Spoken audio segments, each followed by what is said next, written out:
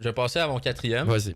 Je suis allé à l'opposé de ce que tu as fait avec Jordan Bennington. Je suis allé avec le gardien américain Connor Hellebuyck. Ouais. Moi, honnêtement, ça, je trouve ça très valide. Honnêtement, il y a peut-être même plus à gagner / à perdre que Bennington. Ouais. Ben, c'est pour ça que je l'ai mis dans mon top Ouais. 5. Honnêtement, j'ai peut-être fait une erreur. Là. Ouais. Ben, c'est pas grave. On va avoir la chance de parler des deux. C'est ça. Mais Connor Hellebuyck, moi, je compare sa situation vraiment étroitement à celle de Austin Matthews. C'est un joueur exceptionnel en saison régulière qui s'effondre à chaque fois qu'il rentre en série. Ouais.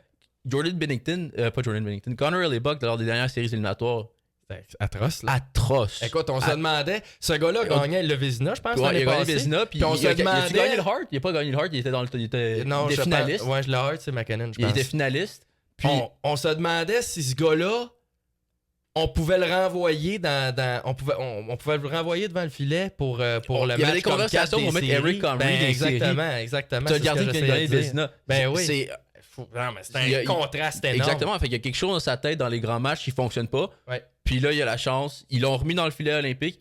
Il était pas mauvais dans les 4 nations, mais il a pas fait la différence. Ouais. Puis on a gardé comme Jake Ottinger puis Jeremy Swayman derrière lui qui seraient prêts à prendre ce filet-là. Et surtout Ottinger. Swayman, ça a été plus difficile l'année passée. Ouais, je pense qu'il y a une bonne saison cette année, mais moi j'aime beaucoup Ottinger aussi. Donc, t'as raison. Moi j'approuve à 100% ce choix. Donc c'est une bonne performance de Connor Hellebuyck. Vraiment.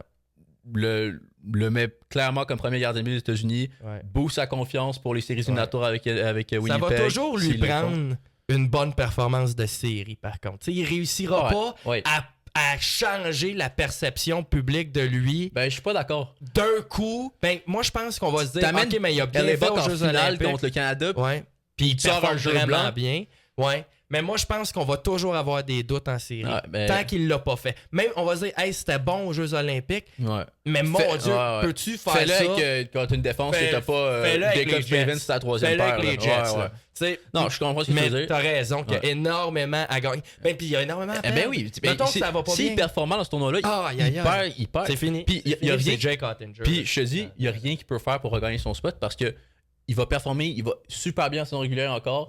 Puis il l'a fait depuis toujours, puis c'est pour ça que c'est le premier gardien américain.